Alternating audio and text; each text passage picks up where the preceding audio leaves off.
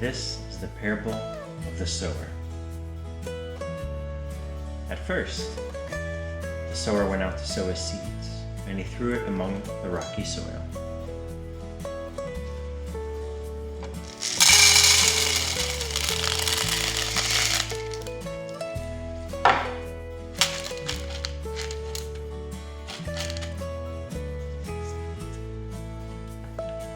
Then, after scattering seeds among the rocky soil, there was the soil with the thorns.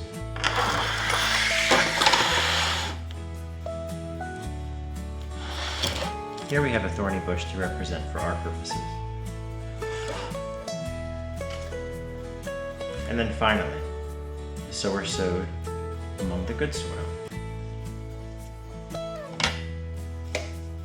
Now, for all intents and purposes, I don't have birds nearby that I can summon for the birds picking the seeds off the road.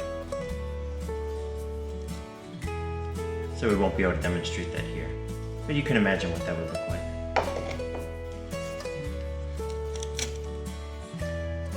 And here, we have our seed.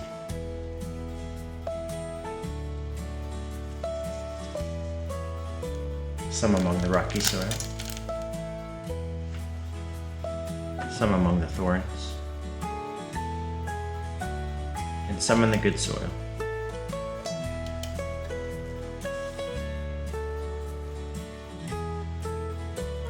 Now we'll watch these over the next week or so, and you'll see what happens.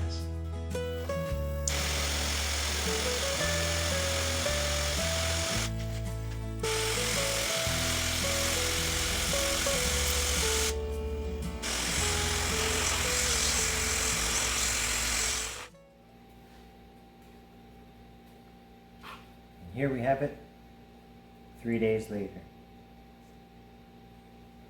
Rocky soil, thorny soil, good soil. We'll take a closer look at the differences. First, of course, rocky soil. The rocky soil can at first appear very well growing, but if we take a closer look, the roots are going crazy, trying to find water, trying to find good soil. They're scattered everywhere, intertwined, and if you look really closely, you can see a little bit of mold actually beginning to form, mainly because I'm growing these in a damp area. But if they were out in the sunlight, direct sunlight, they would be easily scorched. You can see them above the rocks there, on the surface. They wouldn't stand a chance in the real sun. And at the same time, they have to spread their roots very far and wide, wasting energy. And so the actual wheatgrass on top, not doing the best. Wasted energy, quickly going to die off very soon. Then we move on to the soil that is shared with thorns. This thorny bush was well established, and the grain seeds that fell underneath it, you can tell they are very weak, just as with the rocky soil. And not only that, but they're also very diminished, very pale stems. Nutrition is lacking, and as you can see, they can't even really grow through this thorny area. So soon, they will be choked out and die over. And finally, the good soil. As you can tell from the outset, the good soil actually had the seeds go firmly down into the dirt.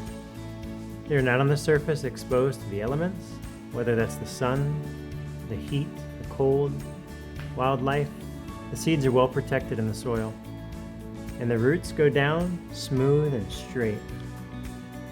The roots are able to find the nutrition that they need and navigate without any difficulty of rocks, thorns, other plants.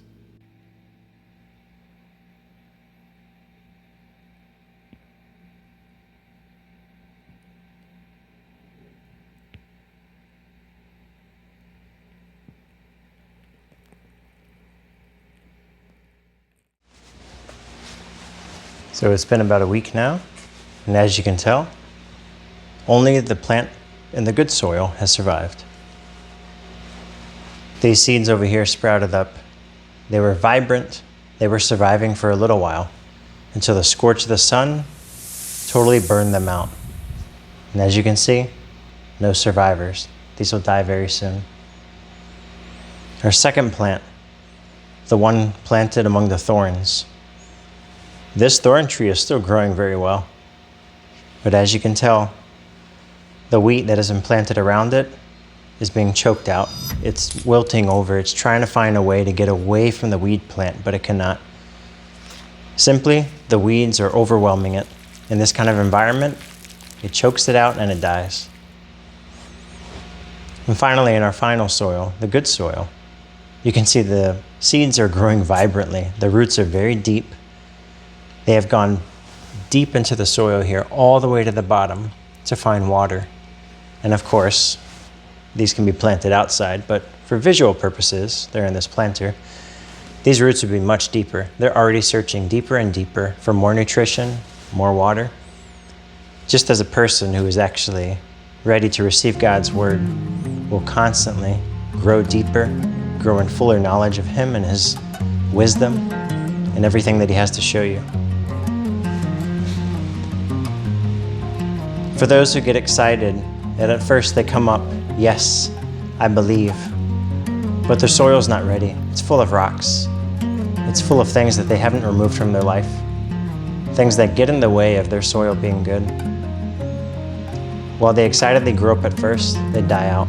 As soon as persecutions come, many will fall away, and this represents that. People without perseverance in their faith. Secondly, the one among the thorns. These are choked out by the worries of the world. As you can see, the worries of the world have taken over all the soil. Any nutrition that they could have received has been stripped away because of these worries that should have been removed first. And because these worries remain, there's no room for them to grow, and they quickly die out. And finally, the good soil. As we've said before, good soil is ready to receive, excited, but also prepared. There are no rocks in this soil. There are no thorns in this soil. There is nothing to choke out the seed. There is nothing that will help it burn away like this one did. This seed is ready to go deep into its soil, receiving all the nutrition. And with constant watering and caring, that is, just as we are constantly cared through God's Spirit and constantly watered through the reading of His Word, we can grow vibrant in our faith, in our walk of life. So I hope you learned something today through this visual of the parable of the sower that really helps you in your faith walk.